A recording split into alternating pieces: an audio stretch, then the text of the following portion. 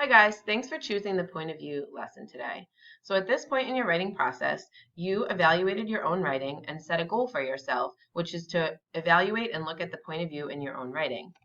The purpose of this lesson is to help you understand the effect that point of view has in a story and to help you examine your own writing so that you can make informed choices as the writer about which kind of point of view works best for your story. Today we're going to cover 3 types of point of view: first person, second person, and third person.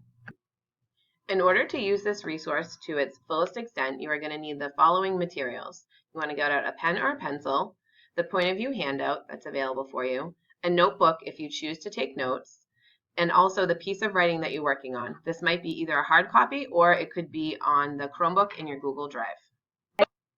So now we'll just review the 3 different points of view that authors use in their writing. The first person point of view is when the narrator is actually a character in the story and they're talking about what they see. This is a good choice if you want the reader to really understand the characters.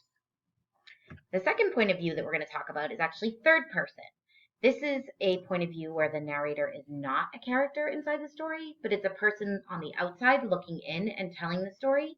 A good example of this is from The Giver by Lois Lowry, which you will have read or will be reading soon this year. A second person narrator is much less common. This is when you are instructing your reader to do something. It could be a call to action. A good example of this is the Lemony Snicket books, and it's also used quite often in speeches.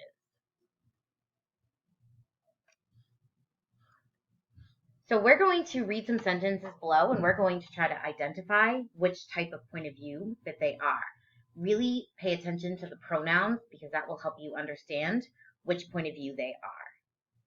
So, for example, you should use masking tape to hold a window pane in place before applying glazing compounds. Think about the pronouns and think about which point of view that is asking. The second example is, I didn't want Graham and Gramps to get in a fight over Gloria, so I was happy to continue telling Phoebe's story.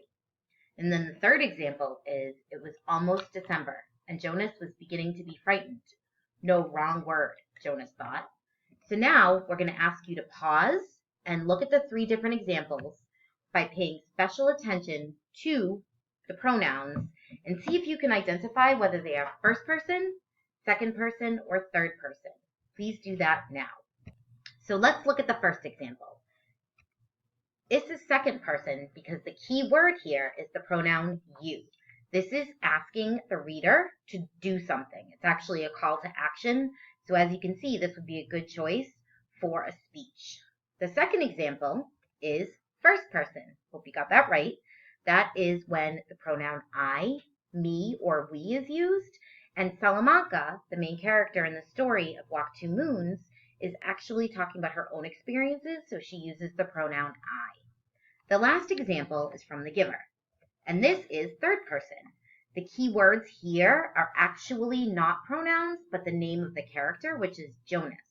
If we were going to be looking at pronouns, we would be looking for either he, she, or they.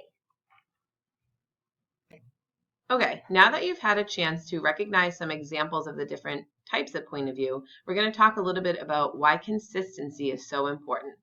So if a writer shifts or changes the point of view, it can become very distracting and confusing for the reader.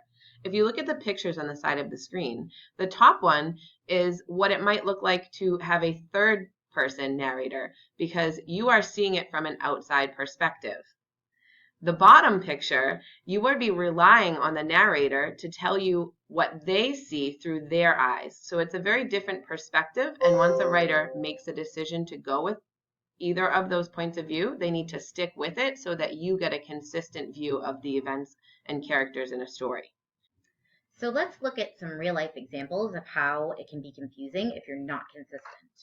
This first sentence says the cast members have discovered that you have to work together to prepare for the performance.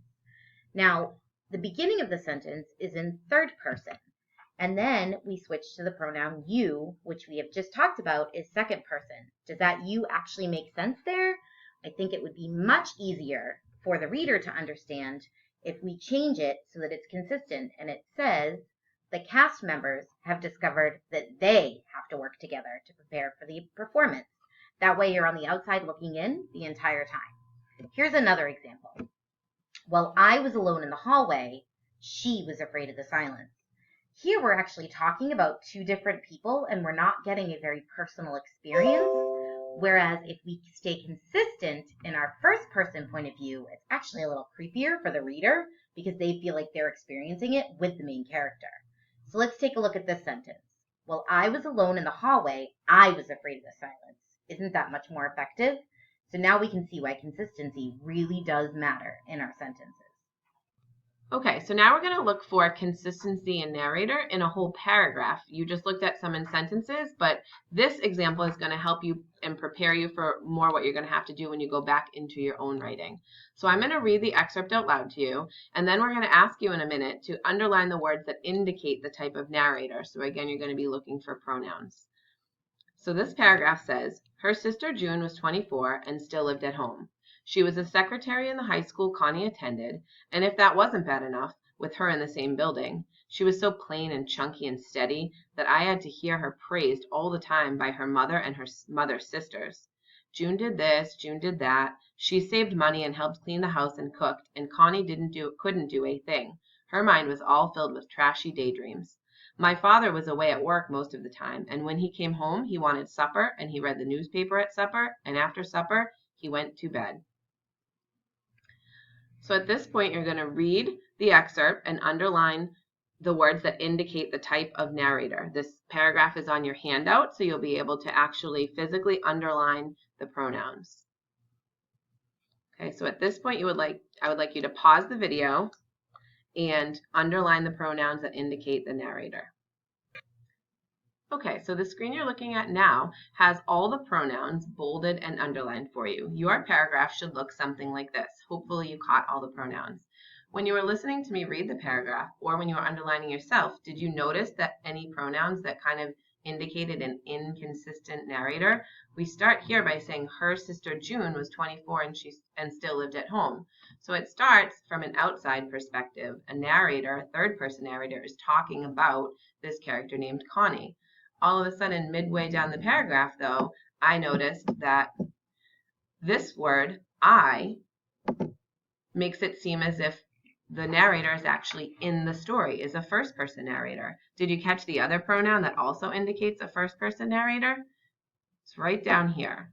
Instead of talking about Connie's father or her father, it says my father, which makes it appear as if the character is actually in the story telling the narrator, is the character telling the story from the first person perspective. All of the other pronouns indicate that this is an outside third person narrator. This was a little confusing when we switch pronouns like this. So again, you want to make sure that you are maintaining consistent narrators once you have chosen your point of view. So now let's talk about how this applies to your own writing. So you chose to work on point of view as one of your tools for revision, which is a really great choice. This can be really tricky. So now, when you are thinking about your own writing, you want to choose a narrator and you want to stick with it. So we read the paragraph about Connie to ourselves, and we changed the pronouns to be consistently third person, and that actually made sense. Now, what you can do is you can go back and you can try to make it a first person narrator, and then reread it and see which one strikes you as the one that makes the most sense. Which of these two perspectives stuck out to you as a reader? Was it the first person or the third person? Which point of view might have seemed stronger to you and why? Okay, now that you've looked at some examples of the different types of narrators and tried changing the point of view, you are going to go back into your own writing and do the following. First, you're going to highlight all the pronouns or underline all the pronouns in your own writing that indicate the type of point of view or narrator that you've written. Then you are going to fix any inconsistencies in pronouns that you happen to notice, like in some of the examples that we looked at. The next thing you're going to do is you're going to evaluate the strength of your own voice in your writing. How do you feel about the point of view that you used? As a reader, as an outsider reading your essay, how do you think other people will feel about the point of view that you've chosen? So try changing your point of view to a different perspective, either first to third or third to first, and think about what you might gain or lose by changing perspective. One thing worth mentioning is if you do choose first person point of view, You actually give your readers a really big insight into your personal narrative or your character's ideas about what are going on in the story. If you choose third, it's much more open-ended where you can see everything going on. So if you want somebody to view something from afar, that might be a really good choice. Also, you want to decide why this is the best choice for your piece rather than just choosing whatever seems easiest in your editing. Really push yourselves. This is a chance for revision and resubmission. Thanks for choosing the point of view lesson today, guys. We look forward to reading what you write.